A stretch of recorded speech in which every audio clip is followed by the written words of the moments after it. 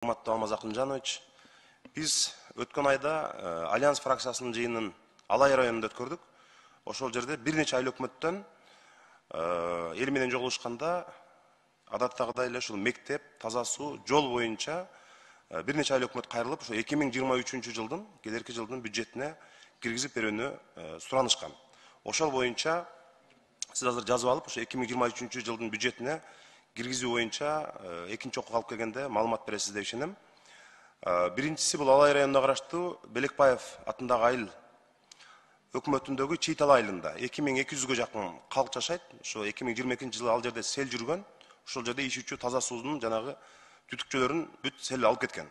Ошого азыр эл өзүбүз иштеп таза суу чыгарганга даярбыз деп атат.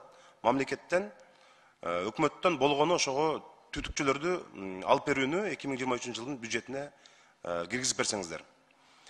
Бул элдин абдан мындай чоң өтүнүчү, ошол Чыйтал айылында эл менен жолукканда мындай катуу талап коюлду. Экинчиси мына Горул айыл өкмөтү. Алай районундагы эң чоң айыл өкмөттөрдүн бири. Ошол жерде 1976 жылы курулган, Ашар жолу менен курулган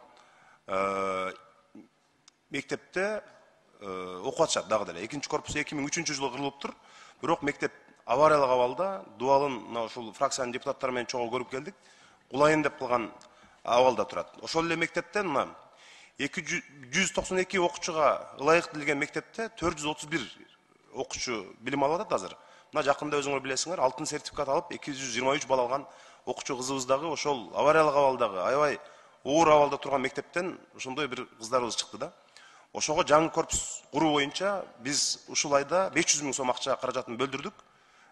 ПСДсы жасалып атат. Ошону 2023 жылы жаңы корпус куруп берсеңиздер. Ушул эле Горул айыл өкмөтүндө эл өзү азыр 5 миллион сомдон ашык акча чогултуп, ички жолдорду асфальттоого, бул мен бүт Кыргызстандын көп айылдарына үлгү боло турган жөрөлгө болду.